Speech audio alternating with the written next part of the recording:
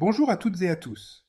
Nous sommes ici pour faire une rétrospective critique ainsi qu'une analyse socio-technique de ChatGPT. Pour commencer, de quoi parlons-nous exactement quand nous parlons de ChatGPT?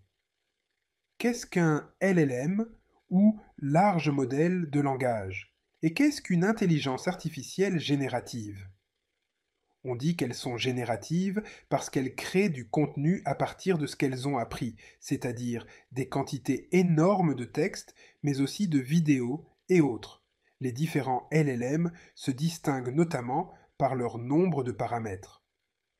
Plus il y a de paramètres, plus un LLM est capable de comprendre et de générer des choses complexes. Entre les différentes versions de ChatGPT, il y a eu une augmentation significative du nombre de paramètres. ChatGPT 1 en avait déjà 117 millions. Pour ChatGPT 2, c'était 1,5 milliard et ChatGPT 3, 175 milliards.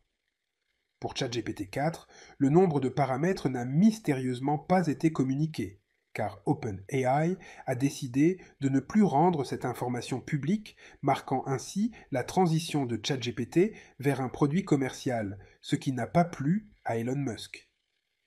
Il est également important d'avoir en tête qu'on ne comprend pas parfaitement comment fonctionne un LLM.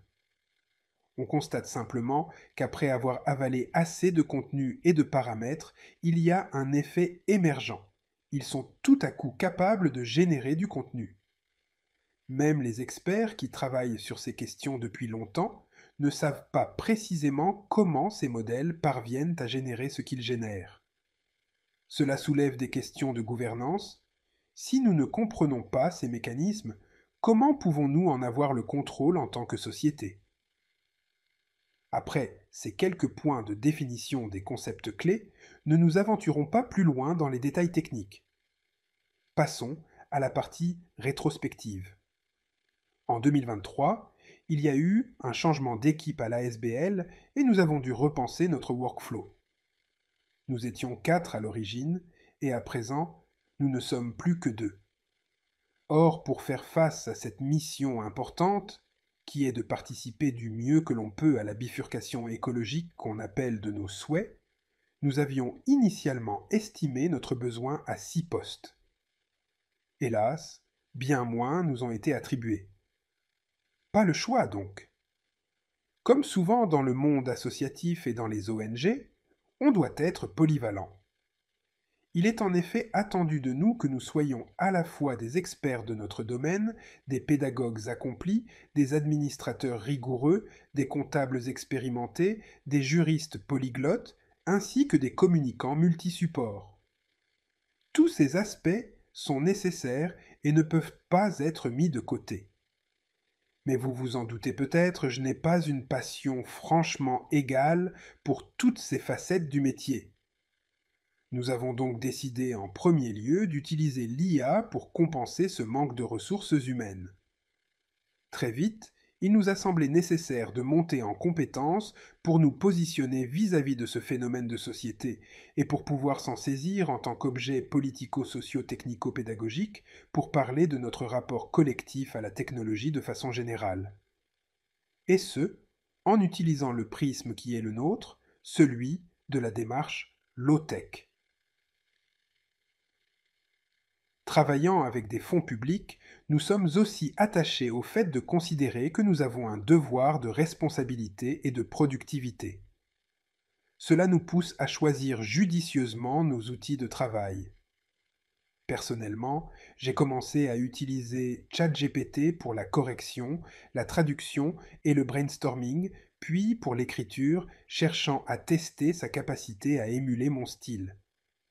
Je l'ai alors nourri de textes que j'avais écrits, de la poésie, des articles de sociologie post-structuraliste, du théâtre, et ce, pour tester à quel point il pouvait écrire à ma manière. En janvier 2024, il est devenu possible de créer des GPT spécifiques et spécialisés. Cela a été pour moi un changement majeur. J'ai ainsi créé plusieurs GPT pour m'assister dans divers projets: pédagogie du dehors, recherche en sociologie, gestion administrative, etc. Chaque GPT est un agent autonome, alimenté par des documents que l'on choisit de lui donner et qui peut être mobilisé seul ou en duo pour travailler sur des projets intégrant plusieurs dimensions. Si je dois répondre à un appel à projet du ministère des Affaires étrangères, je peux ainsi utiliser le GPT en route pour 2030. Celui-ci a été nourri avec le PDF de ce même ministère qui décrit la stratégie de coopération luxembourgeoise. Ainsi, je peux lui demander d'écrire un projet aligné avec la stratégie, les objectifs et les indicateurs adéquats. Je peux même, dans le cadre de ce projet, demander à mobiliser un autre GPT, par exemple mon spécialiste en permaculture ou mon spécialiste en gouvernance partagée, et ils vont travailler en duo ou en trio pour me rédiger un pré-projet que je retravaillerai ensuite. Essayons ici d'aller plus loin et de nous projeter. Je voudrais maintenant aborder et réfléchir avec vous à 3 aspects qui préfigurent ce que seront à l'avenir les LLM. Je voudrais vous parler d'automatisation, d'approche multi-agentique et du phénomène open source. Il est déjà possible d'automatiser ChatGPT. Cette automatisation me permettrait par exemple de rédiger 10 tutoriels en un clic en utilisant une chaîne d'automatisation.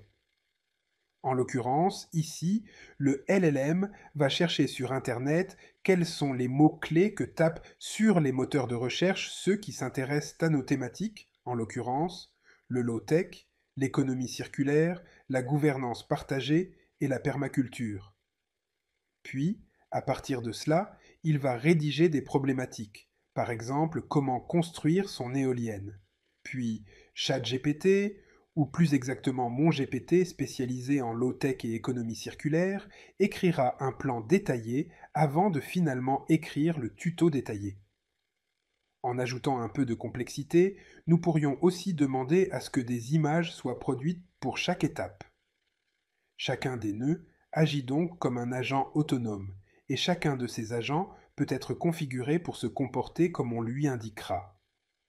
Dès lors, avec cette approche, rien n'empêche de réaliser, pourquoi pas, tout un album de country luxembourgeoise en combinant différents agents spécialisés pour les textes, la musique, le mixage, les visuels, et pourquoi pas ensuite gérer la promotion, la diffusion et que sais-je d'autre. Un des enseignements de cette année de généralisation de l'IA, c'est aussi l'émergence rapide des alternatives open source qui permettent de garder le contrôle sur les outils utilisés. Certaines grandes entreprises comme Apple ou Meta investissent dans l'IA open source et visent à créer et promouvoir des LLM plus petits, sobres et spécialisés, utilisables localement. Google a d'ailleurs annoncé un LLM qui tournerait en local à partir de son navigateur Chrome. Très prochainement, nous aurons des LLM installés sur nos PC à qui nous pourrons partager nos écrans et qui pourront nous assister dans toutes nos tâches. Je ne peux qu'imaginer ce que cela donnera, notamment lorsqu'il s'agira d'utiliser des logiciels parfois complexes comme des logiciels de montage ou de design 3D. Sans parler du fait qu'ils seront bientôt couplés à des LMA, les larges modèles d'action, qui, eux, seront capables de faire les choses à notre place, littéralement. Comme le dirait mon GPT assistant de recherche en sociologie, nous sommes à un tournant où l'IA pourrait reconfigurer nos interactions sociales, et cela nécessite une réflexion socio-technique approfondie. Pour cela, il est tout à fait pertinent d'appliquer la démarche low-tech à l'IA pour l'évaluer de façon multidimensionnelle afin de minimiser son impact et maximiser son pouvoir en capacitant, son inclusion, sa sobriété, sa résilience et sa localisation. Le rôle d'ERDChef ASBL et plus encore de la société civile est crucial dans ce contexte. Nous avons identifié 4 grands rôles: éducation et sensibilisation, promotion de l'IA éthique, intégration de la démarche low-tech, ainsi qu'un rôle de veille dans le développement des politiques publiques concernant l'IA. Parce qu'il nous faut nous former sur ces questions, nous nous sommes donné la mission de conceptualiser et de mettre en œuvre des formations sur les enjeux de l'IA, de son utilisation responsable à ses impacts démocratiques, sociaux, écologiques et sur les relations nord-sud. Formations que nous ne tarderons pas à vous proposer. Si ce sujet vous intéresse, ou si vous voulez en savoir plus sur la démarche low-tech, l'économie circulaire, la gouvernance partagée ou la permaculture, rejoignez-nous en tant que membre de l'association EarthChef pour avoir des prix préférentiels sur nos formations et l'accès à des formations exclusives. Venez nous faire un coucou sur notre site internet earthchef.lu ou nos réseaux sociaux. Vous serez ainsi mis au courant des prochaines formations que nous proposerons. Si vous pensez que ce contenu peut intéresser vos amis, n'hésitez pas à le partager et à nous dire ou la considérez-vous comme un outil d'émancipation. À bientôt!